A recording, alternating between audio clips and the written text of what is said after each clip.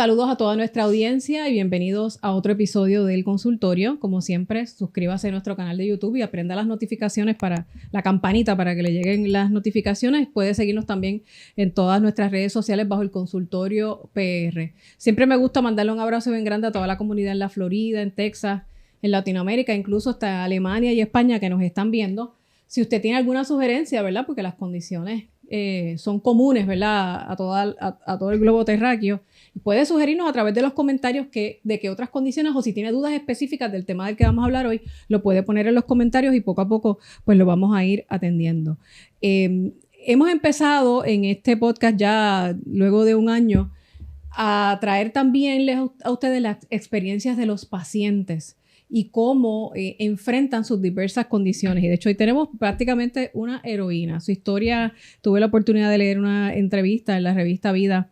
La verdad que es increíble. Yo voy a dejar que ella misma nos explique cuál es su condición y cómo ha ido evolucionando y cómo ha ido trabajando, ¿verdad? Con esa condición, de modo que no solamente los puertorriqueños y puertorriqueñas que nos vean, sino en otras partes del mundo se puedan identificar con esta historia de vida. Se encuentra conmigo Yolanda Monserrate.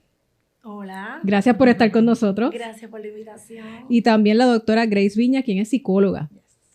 Y vamos a estar hablando de las enfermedades inflamatorias del intestino, Crohn's, colitis y específicamente la enfermedad de Crohn's y cómo esto puede impactar al paciente. Yo creo que es una perspectiva que no he visto mucho que se discuta en redes sociales. Cuando tenemos una enfermedad crónica, la que sea, siempre va a ir aparejado, y de eso me va a hablar más la psicóloga, de un impacto psicológico, de un impacto emocional, de un proceso de aceptación y de manejo de esa condición que es bien importante, ¿verdad? Porque la mente es tan poderosa que puede dirigirnos hacia un lado o hacia el otro, pero queremos que nos dirija hacia la dirección correcta, ¿verdad? De afrontar la condición, de meter mano y echar para adelante, que de eso se trata la vida. Así que vamos a hablar un poco sobre cómo estas condiciones, cómo estas enfermedades inflamatorias del intestino impactan a un paciente cuando se recibe un diagnóstico.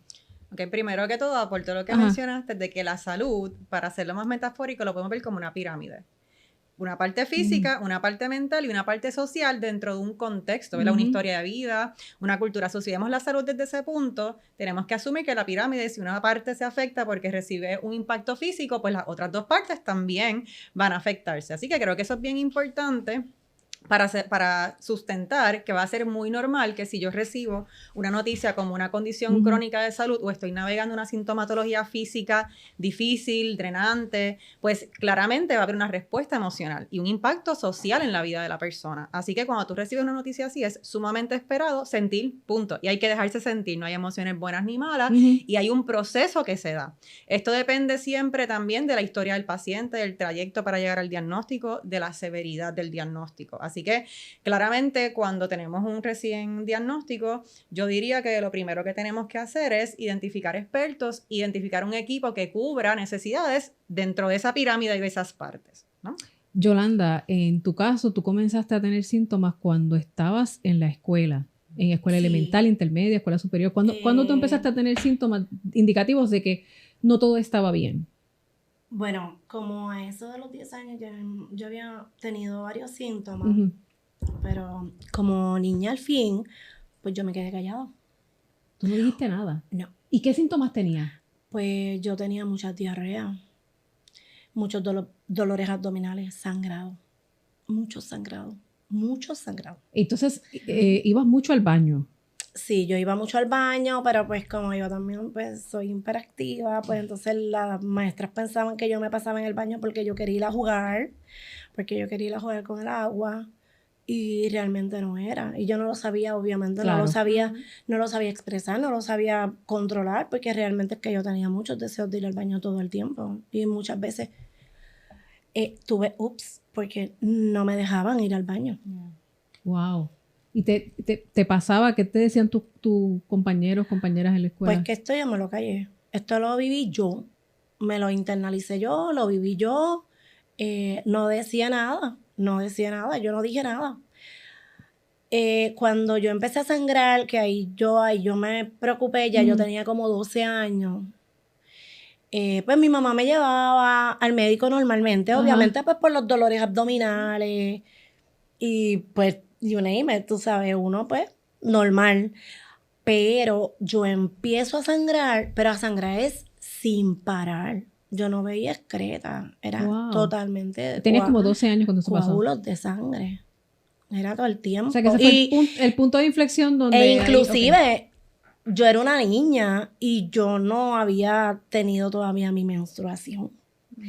Que yo decía, si yo dejo un papel en la basura, mi mamá se va a dar cuenta, y yo todo lo echaba. Llegó un punto que yo caí en el hospital muchas veces, pues porque la hemoglobina me había bajado a 4, a 8. Estaba sangrando. Es correcto. Entonces mi mamá al fin decía, pero a ti no te está pasando nada. Y yo no hablaba. Yo estuve así 1 año. ¿No te atrevías? No me atrevía porque yo le tenía miedo a los doctores, porque ya yo había tenido una sintomatología anterior, porque yo era atleta, yo siempre he sido deportista. Okay.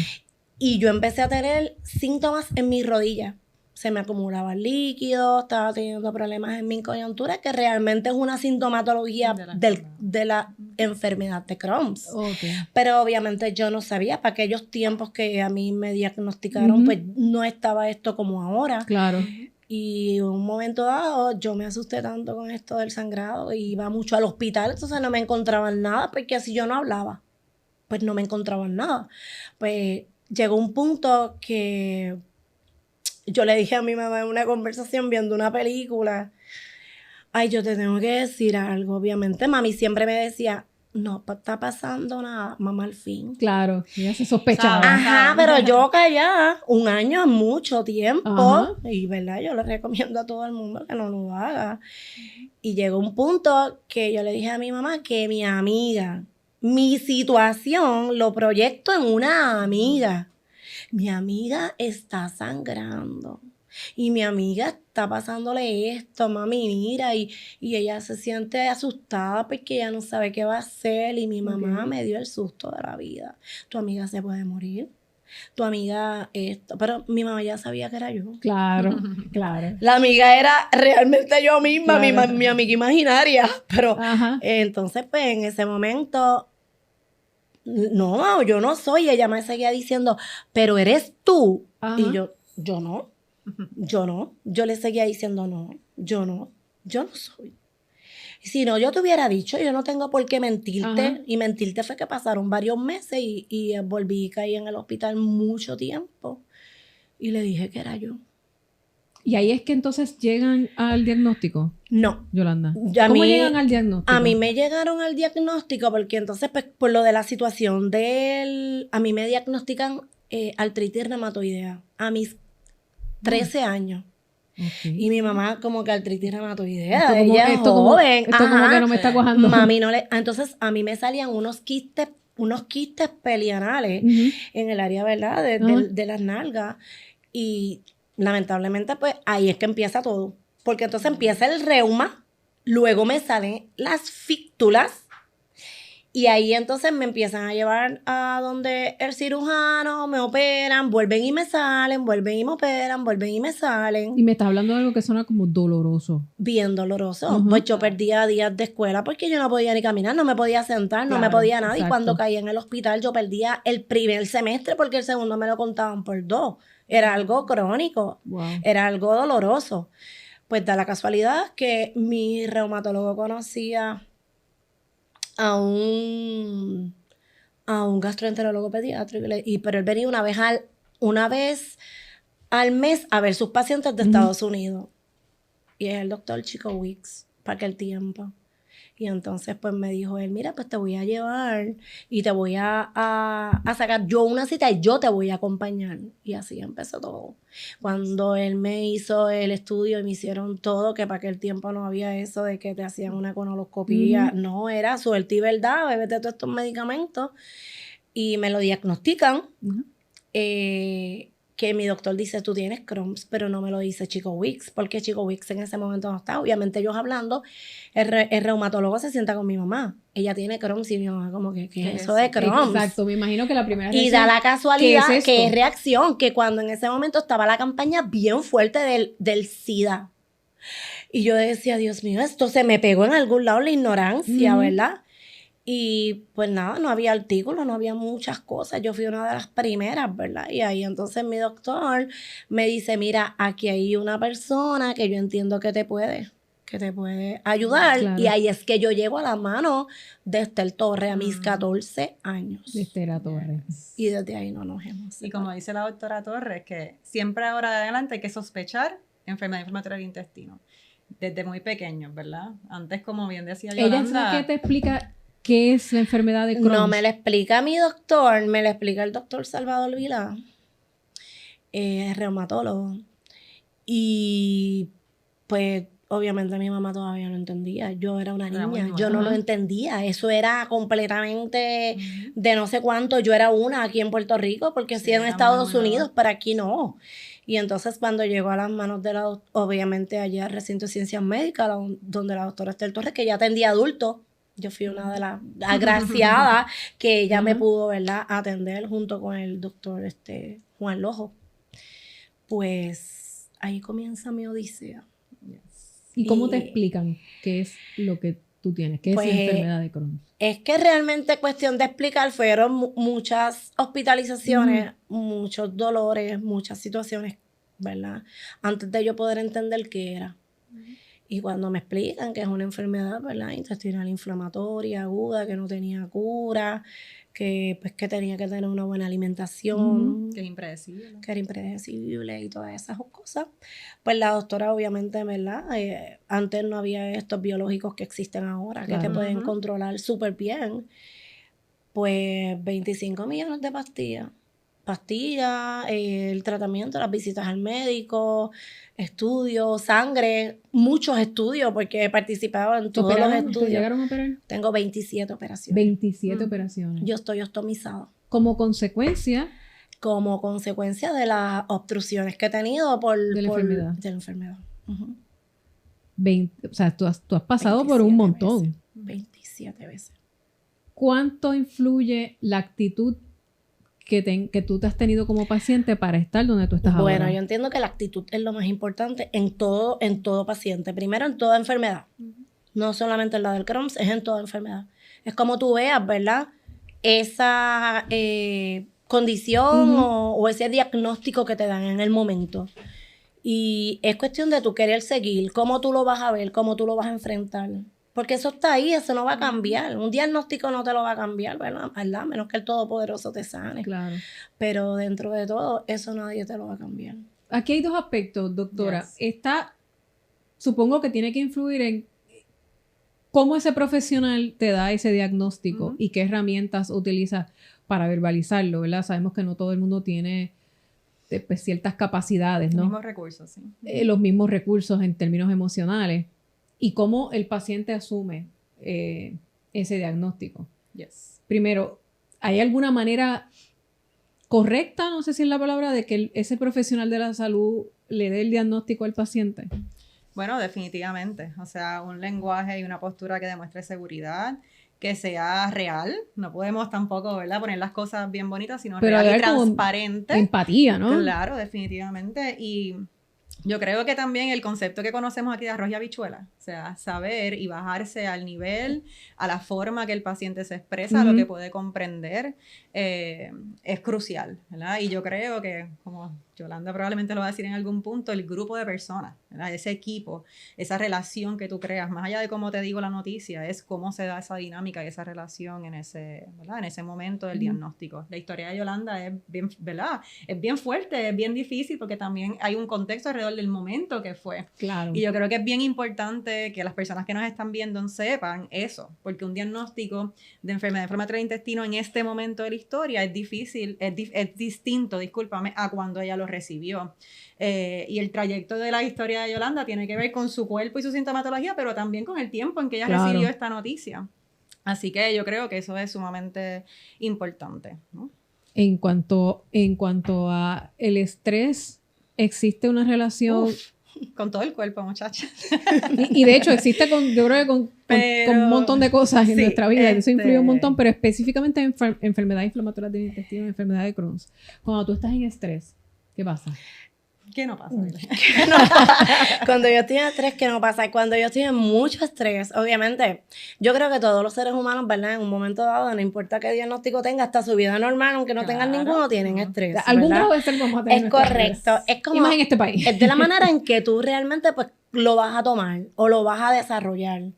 Pero nosotros, exacto. Y realmente yo, cuando tengo estrés, hay estrés y hay estrés. El estrés Hay es malo. estrés, no es malo y es como saberlo manejar. Hay que tener una buena guía. Mi doctora me dirige muy bien y yo he sabido, ¿verdad? Hay unos estrés pues, que son, pues, que se pueden manejar, pero hay otros estresores que me llevan y me han llevado muchas veces a hospitalizaciones. ¿Por qué? Porque mi enfermedad se activa mediante estresores. Hay una relación entre mente y pancita. Y eso es algo que uno tiene, ¿verdad? Porque no ir a un psicólogo... Yo he escuchado que los intestinos es como un segundo cerebro. No lo he escuchado, es que es así. Es que así se le es, conoce sí. como el segundo cerebro. Incluso tiene más neuronas que nuestro cerebro de acá arriba. Incluso se está empezando a ver como un sistema, ¿verdad? Han escuchado mucho ahora el microbioma, se está estudiando un montón la microbiota porque se está incluso visualizando como un órgano aparte. El 95% del neurotransmisor de serotonina, que tiene que ver con nuestro ánimo, la regulación de la temperatura, no está acá, está en el intestino. El 50% de la dopamina, que tiene que ver también con dolor y ánimo, placer, bienestar, está en el intestino. El 70% del sistema inmunológico está en el intestino. O sea, una persona que tiene una enfermedad intestinal, ya de por sí va a estar más predispuesta a tener variación emocional porque afecta directamente a ese sistema que regula, o esos neurotransmisores, o esos químicos que regulan cómo nos sentimos, cómo nos comportamos. Y entonces, en ese sentido, porque yo digo, con la boca es un mamey, con la boca es bien fácil que yo te diga, no, tienes que controlar tu estrés, tienes que tranquilizarte y tienes que estar relax. Sí. Es un mamey. ¿Qué podemos hacer? ¿Qué herramientas podemos tener para ir, para ir controlando? Y no somos perfectos. Van a haber momentos en donde no lo vamos a poder necesariamente dominar o controlar como queremos, pero ¿qué herramientas se pueden utilizar para no tratar de mantener lo que es el estrés a raya? Antes de que Yolanda hable de lo que ella hace, yo pienso que lo primero es entender la conexión mente y cuerpo, ¿verdad? Y ya nosotros, ¿verdad? Trabajo mucho con enfermedad inflamatoria del intestino, con 3 sesiones de educación de esa conexión mente y cuerpo, del segundo cerebro, entender los factores que se interrelacionan, las personas, ese es el primer paso para sentir más control.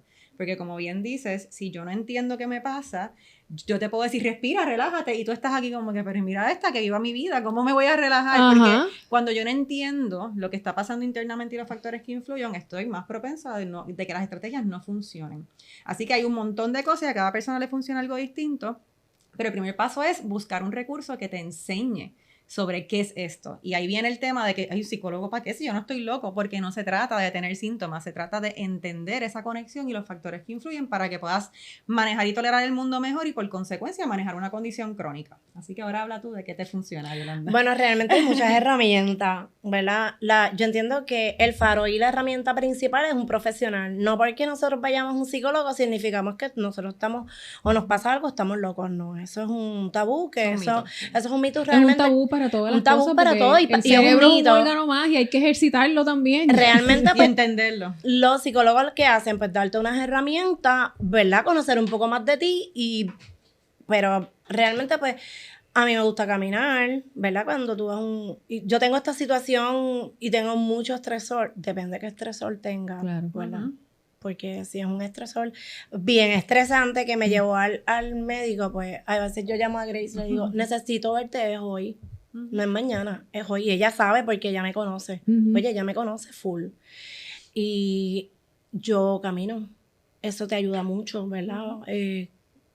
Caminar, ver la naturaleza. A mí me gusta hacer ejercicio. Me gusta hacer cosas. A mí me gusta la repostería. Yo hago cosas que a mí me gusten, ¿verdad? Cada cual hace lo que... Pues yo lo manejo de esa manera. Me gusta ir a la iglesia. Me gusta orar. Leo la Biblia. ¿Verdad? Hago cosas que yo entiendo que eso es lo que a mí me ayuda. Otras personas pues le ayudan otras cosas, pero eso es lo que yo hago. Y pues yo pues llamo a mi profesional si yo entiendo que es drástico de que me pongo triste porque hay momentos que me pongo bien triste, ¿verdad? Y que yo entiendo que me falta el aire porque llega un punto que nos da ataques de pánico. No lo puedo manejar, pues para eso está ella, para eso está mi psicóloga, y yo le digo, no lo puedo manejar. Y no lo puedo manejar es que la llamo llorando, es que no lo puedo manejar. Pero hay un aspecto, tú reconoces. Yo lo reconozco y lo acepto. Fuera, necesito... Sí. Y no solo eso, que es un recurso. Por eso, al recién diagnóstico, identifica a tus proveedores, porque aunque no los necesites en ese momento, en el trayecto los puedes necesitar, y es mejor tener ese equipo identificado, que tengas un acceso más fácil para que la dinámica sea coherente y para que haya un lente preventivo. Porque no es lo mismo, ¿verdad? Llamar cuando estoy hasta aquí, que tener unos toquecitos y regular y aprender destrezas, porque lo que yo voy a ofrecer va a ser cosas que son un poquito más abstractas, ¿verdad? Lo que un profesional va a trabajar en un proceso terapéutico tiene unos componentes que no es tanto hacer. No todo es, yo hago esto y me siento mejor. Hay unos procesos más profundos y más abstractos que solo en esos espacios que tú vas a poder profundizar, entender, conectar para poder hacer lo que haces y que te ayude. Así que eso es lo que hacemos, ¿no? Si los intestinos son el segundo cerebro, ¿cuán medular es la alimentación? Uf, ya tú sabes.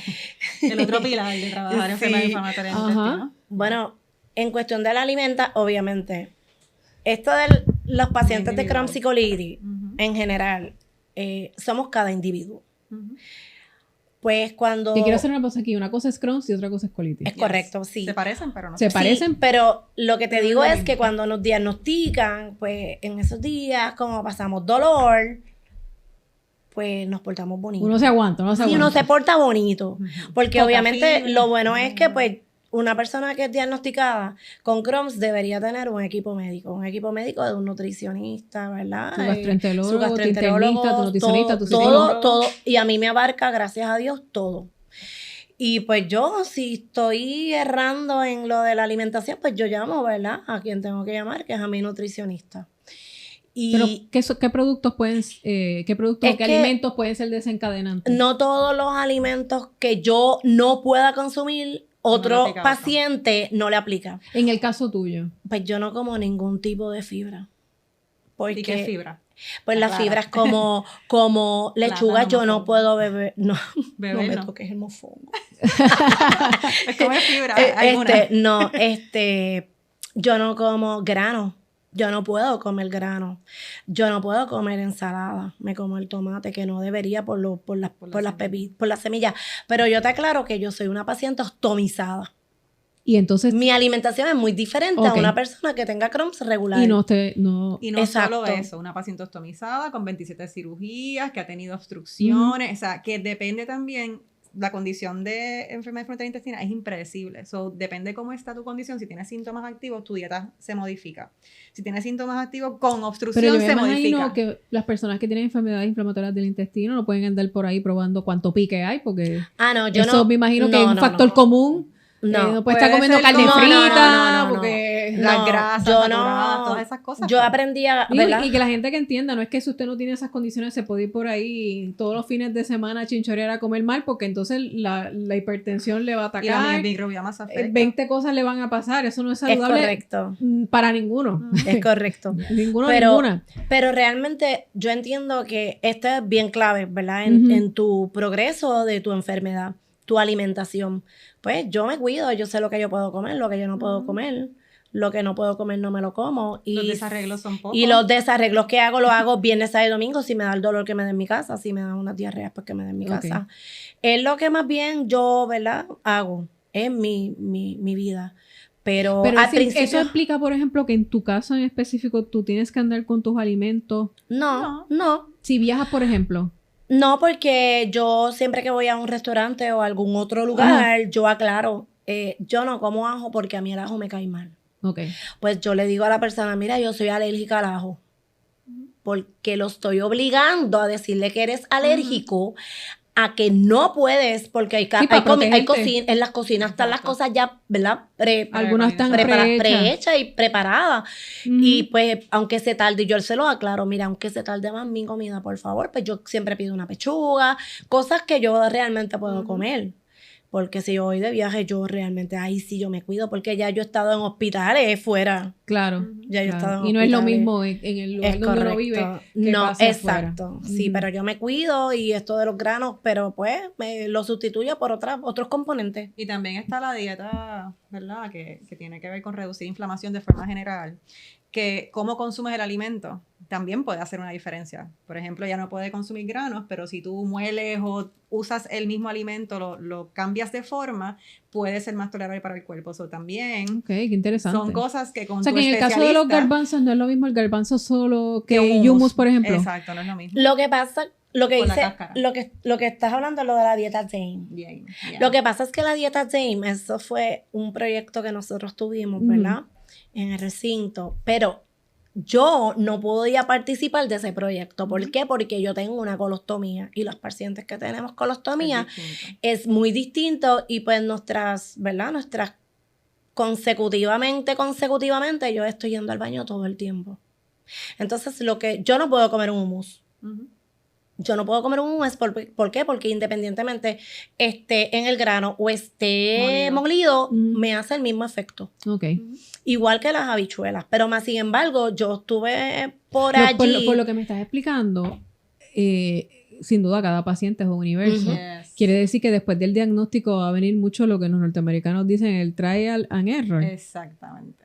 Digo, cuando el paciente ya llega al diagnóstico es porque Ya pasó un trayecto de síntomas y de problemas. puede ser que con- sepa, me comí una barra de chocolate y salí corriendo para el baño, pero también es un proceso que debe ser difícil porque nadie quiere sentir dolor. Yes. Nadie quiere sentir dolor abdominal. Y está nadie el quiere- trauma. El trauma No, de pero esa llega un experiencia punto que tú pasada no se quieres queda, comer. claro. Yo llegaba a un punto, Te honestamente, dejaste de comer por miedo. yo dejé de comer por miedo. Me imagino que rebajaste bastante de peso entonces. Yo llegué a 60 libras. Wow. O sea, yo dejé de comer. Yo no quería comer. Te daba Mis ami- estrés pensar que tenías que... Trauma, A mí miedo, me sí. daba estrés salir de mi casa En por no baño. encontrar un baño. Ujú. Eso es de los más comunes que vas a ver. Sí. Las manifestaciones emocionales que Mis se dan. amistades dejaron de invitarme porque ya pues yo no era cool, porque yo tenía que estar yendo a un baño, Ujú. porque no tenían tolerancia, no tenían empatía. Es bien difícil que Pues tú realmente consigas- nunca fueron tus amistades. Realmente no, porque ahí es que tú los ves, ¿verdad? Claro. Tú ahí es tú experimentas quién verdaderamente está contigo Que y está quién contigo yendo. verdaderamente Ujú. vale la pena que tú mantengas en tu lado. Claro. ¿Verdad? Al igual tengo muchas personas que me quieren y me apoyan un montón. Y lo que eso- ella plantea es importante también, o sea, Ujú. el entorno en el que estamos, Social, claro. de las amistades y de la familia, es esencial para ese proceso de estabilización y recuperación. El apoyo social es el predictor más grande de calidad de vida y bienestar. Así que una persona que tenga apoyo, que puede ser familia, amistades, profesionales, un lugar que tú vayas que te sientas bien, Un trabajo. protege muchísimo en los procesos de manejar condiciones crónicas, duelos, cambios. Así que claramente. Tengo es una crucial. curiosidad, cuando recibes tu diagnóstico en ese proceso, ¿pudiste encontrar otras personas de Es tu que- edad Sí, o que tuvieran la condición Sí. que tú dijeras, No soy la única. no soy la única? bueno, en aquel momento. Ese yo- tiempo. Tú eras- Mira, tú eras- en aquel momento yo era la Tú única. eras bien niña, así que Y tenía que haber sido... cuando Ella ha hecho eso empezamos. para otros. Así que, Sí, Sí, lo tenía que que haber pasa- sido bien duro porque Sí. eras bien, o sea, eras una adolescente, preadolescente. yes. Sí, pero mi mamá fue tan diligente y tan responsable, de verdad que yo le doy Ujú. tantas gracias a Dios por ella, porque ella siempre ha sido una persona bien diligente y a cualquier, ay, ¿qué tú tienes? ¿Qué hay? O sea, que fue una mamá bien, fue rápido. Ajá. La que no fui rápida fui yo, que me quedé callada. Pero en cuestión de... ¿Cómo fue ese momento que quizás tú te encontraste con este paciente? Pues Que dijeras, cuando llegué a "A mí recinto, también me no, pasó, lo que pasa es que mira". cuando yo llego a recinto y pues estoy con la doctora Torres, pasan los años, pues ya estoy más grandecita, vamos creciendo y yo soy una persona bien espontánea, y llegaban muchos como yo y empezamos, no, en el hospital. En el hospital, estamos hospitalizados y la doctora me decía, mira, el del lado. Pues yo iba para allá a contar mi experiencia. A mí nunca me encontraban en el cuarto, Sí. jamás. La doctora sabía que yo estaba hospitalizada cuando Pero estabas jangueando por allí. jangueando, pero yo dándole mi support a todo el que llegaba. Y eso también te ayudaba a ti, me imagino. Es que lo hago todavía. actualmente, eso es lo que yo hago. Yo visito el hospital, yo llamo a la jefa de enfermera y le digo cuántos pacientes tiene, la doctora, el doctor, todos me llaman, mira Yoli, tengo una paciente, o mira Yoli, tengo una paciente, posiblemente una candidata que van a ponerle colostomía, yo necesito que tú vayas. Entonces yo le pregunto, te pregunto, ¿es casada o es soltera? ¿Por qué? Pues porque yo tengo un esposo. Y porque mi esposo ayuda a ese otro esposo. Y porque esto es bien importante que nos envolvamos. Pero yendo a cuando yo era adolescente, pues nos seguimos juntando muchos, igual que yo, e hicimos un grupo. Y este grupo, la doctora nos apoyó. Y éramos un grupo que había gente joven, gente mayor, de todas las edades, y nos reuníamos el primer sábado de mes en el recinto de ciencias médicas. Llegamos a un punto a eso. Y así estuvimos muchos años. Estaba yo, estaba Oswald, habíamos muchos que éramos literalmente hermanos. Y caminábamos igual y hablábamos igual, íbamos al cine, porque todos íbamos al cine, todos íbamos al baño. Y todos sabían lo que había. Claro. Y si había, ¿verdad?, una situación, pues yo ayudaba a aquella y siempre nos apoyábamos, nos ayudábamos. Y ahí es que nace el grupo de apoyo que, ¿verdad?, que poco a poco nos seguimos ayudando y hasta el sol de hoy nos comunicamos y ya todos somos adultos, profesionales, padres. Es como crear una familia. Un microambiente, una microsociedad. Y pues la mamá de los pollitos, la doctora Torres, y el doctor Juan Lojo, y ahora pues Grace. Y valga decirlo, ¿verdad? Que en estos podcasts hemos tratado distintas condiciones y muchas de ellas con profesionales de recinto de ciencias médicas que hay que darle más visibilidad, ¿verdad? Yo soy periodista y nuestra labor es en parte fiscalizar y eso conlleva a veces noticias no tan buenas. Pero también hay cosas buenas pasando. Y hay que resaltarlas para que se sigan replicando. Y la verdad es que en el recinto de ciencias médicas de la Universidad de Puerto Rico tenemos funcionarios, gente bien comprometida. Excelente. Y gente de primer orden que llevan años allí y yo digo que son los duros en cada una de sus materias y que dentro de todos los retos que pueda presentar estar dentro del contexto de un recinto del Estado, dan la batalla, no se quitan, están ahí. Y eso, ¿verdad? Pues hay que avisar, darle más visibilidad a esos profesionales realmente que este país les debe mucho por la ayuda que le dan a los pacientes. Pues, y entonces pues conseguimos mucha gente y muchas otras que se están reuniendo ahora y que que los estoy conociendo, mucha gente nueva. Y que salen nuevas fundaciones y nuevos movimientos. Exacto. Tenemos una fundación, ¿verdad?, que se llama la Fundación Estela Torres. De hecho, tenemos un podcast con Esther, la doctora Torres, sobre enfermedades inflamatorias del intestino. Les exhorto que pueden ir a buscarlo en nuestro canal de YouTube. Fue el primer podcast que hicimos y de ahí hemos seguido, ¿verdad? Ampliando el tema. Esta es la razón por la que ustedes están aquí, porque queremos hablar más sobre eso. Y aclaro que ¿verdad? También se pudo sacar una tarjetita para los baños expresos, que eso fue algo que trabajamos por un tiempo. Que es una tarjetita, ¿verdad? Que si yo voy a Plaza Las Américas en un tiempo de Navidad y hay una fila bien grande, ¿verdad? Pues yo obviamente, porque pues yo entiendo pues que... ¿Tienes prioridad o puedes usar el baño de empleados también en el caso de una tienda? Es que no te dejan. No es legal, no es un movimiento legal. Es alguien que vea eso y tenga un buen corazón. Una persona que se sensibilice, porque más bien es como que, ay, mi hermana lo tiene, o mi prima, o yo sé que es la enfermedad, pero hay otras personas que no te dejan. Pero si vas a una fila que está muy larga, ¿verdad? Porque hay ostomizados y ostomizados que pueden esperar, hay ostomizados que todo el tiempo están, ¿verdad? Y esto es una cuestión que tenemos una pieza puesta y nosotros no podemos esperar. ¿Por qué? Porque esa pieza llega a un punto que se llena también de aire y puede explotar, nos podemos, ¿verdad? Podemos tener una situación. Y pues cuando yo voy al baño, pues yo, mira, con permiso, a los primeros que estén, yo soy paciente de Crohn's, ¿verdad? Yo entiendo que ustedes están haciendo la fila antes que yo, pero es que yo tengo una situación, yo mire, y le enseño, mire, yo tengo un abultamiento porque tengo una colostomía, ustedes me permiten por favor utilizar el baño. Y la mayoría de hay gente... personas, claro. Sí, ¿verdad? Sí, la sensibilidad no la tiene todo el mundo.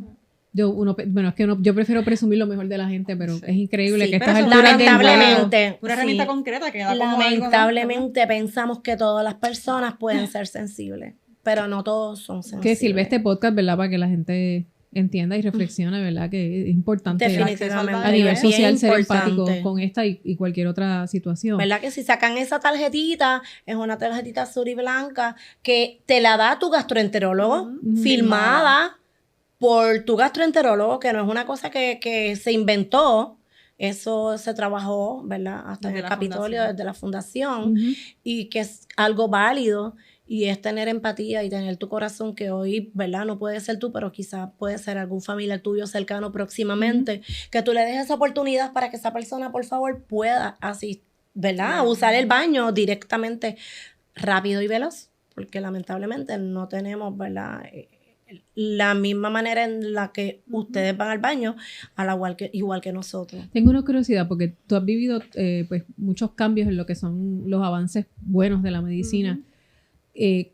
¿Cuántas pastillas tú te tomabas antes versus cómo es ahora? Bueno, yo de una pastilla yo me bebía 16. De una pastilla. Todos los 16 días. Más véngase la pentasa, la no sé qué, la cosa yo. Eran como 32 pastillas diarias.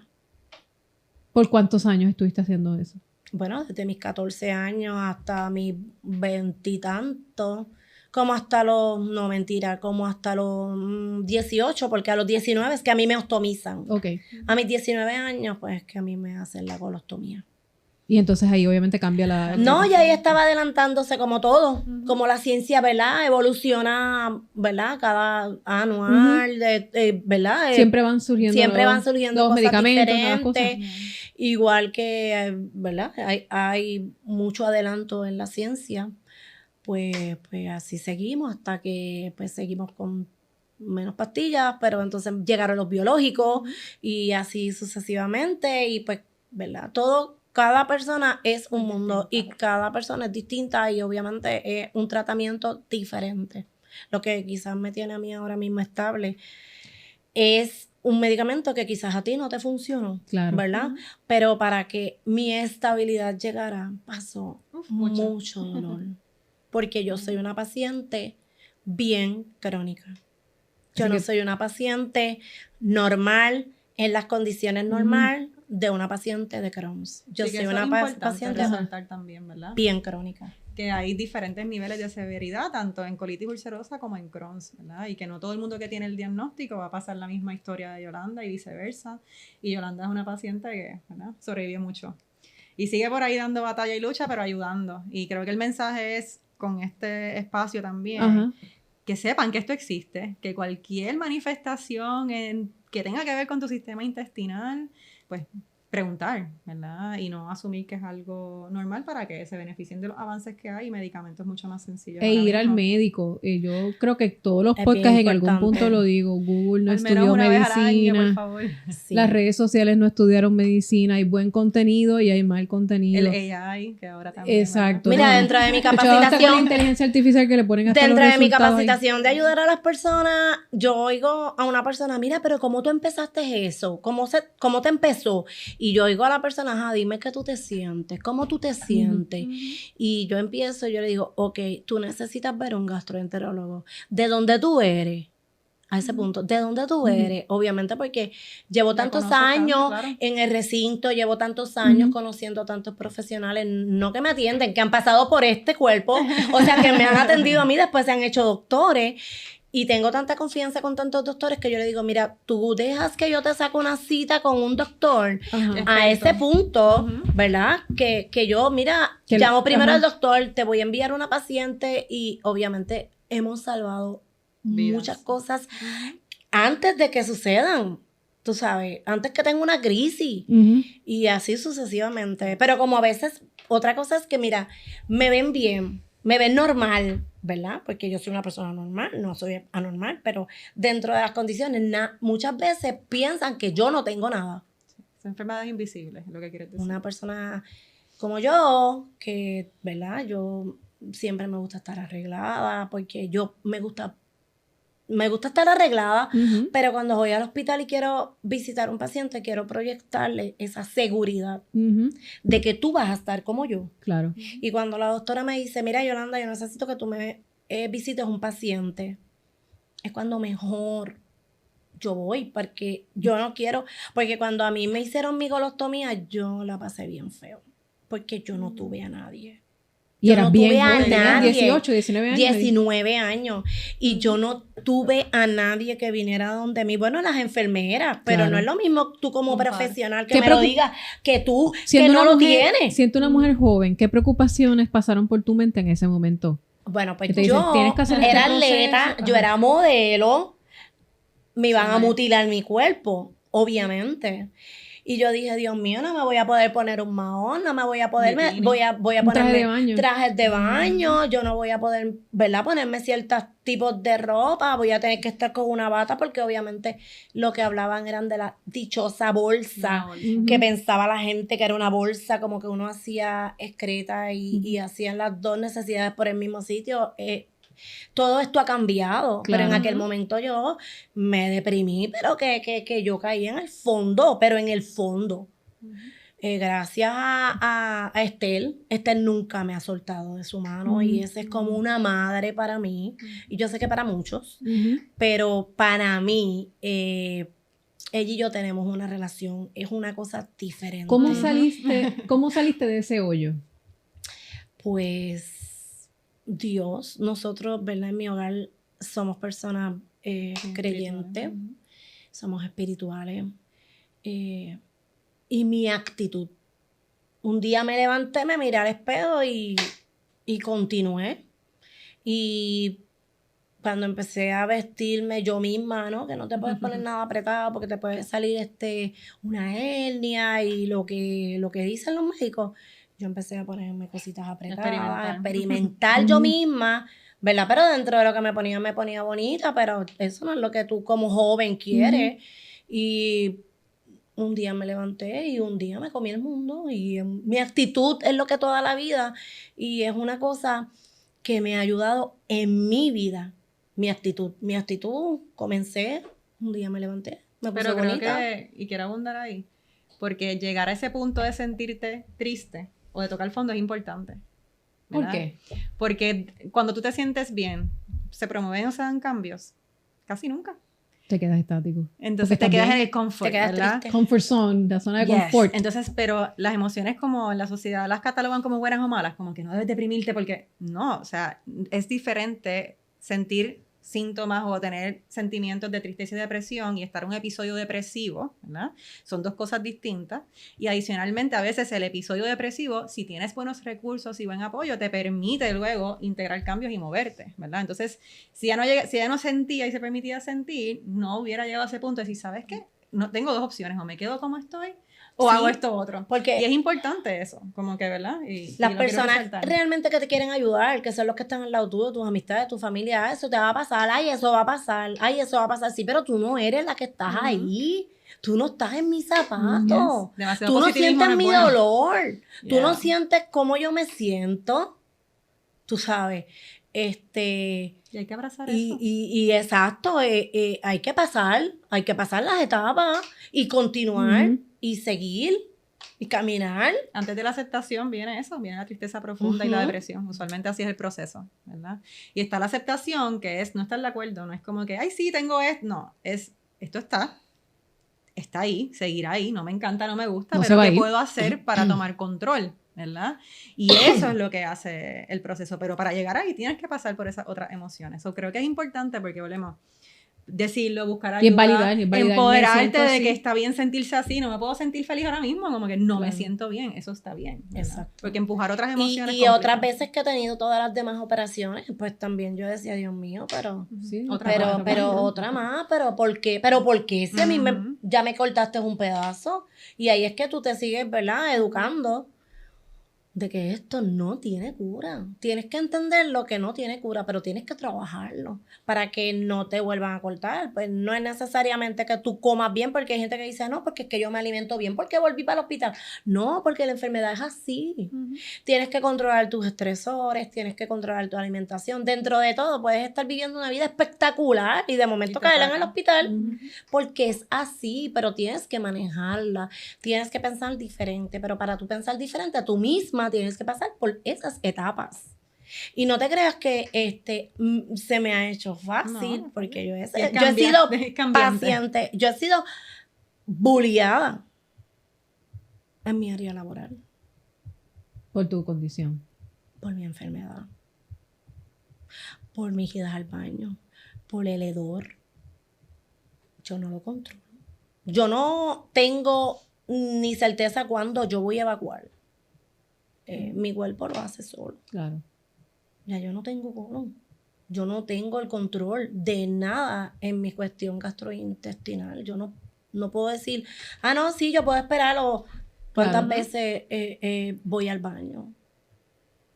Pues antes de concluir, a mí me gustaría que tú miraras esa cámara y le hablaras a la gente que nos está viendo, tanto de Puerto Rico como de otras comunidades latinas que quizás estén pasando por esta situación y quizás están, como tú dijiste, en el hoyo, allá abajo,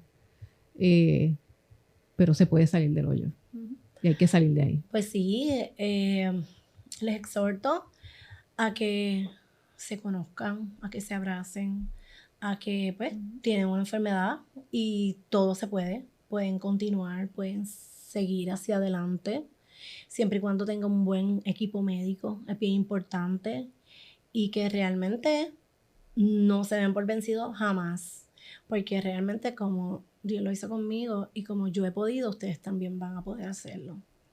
Y cualquier cosa que ustedes necesiten, se pueden comunicar conmigo, ¿verdad? Por medio de la fundación, y ahí estaré yo para ayudarlos a caminar.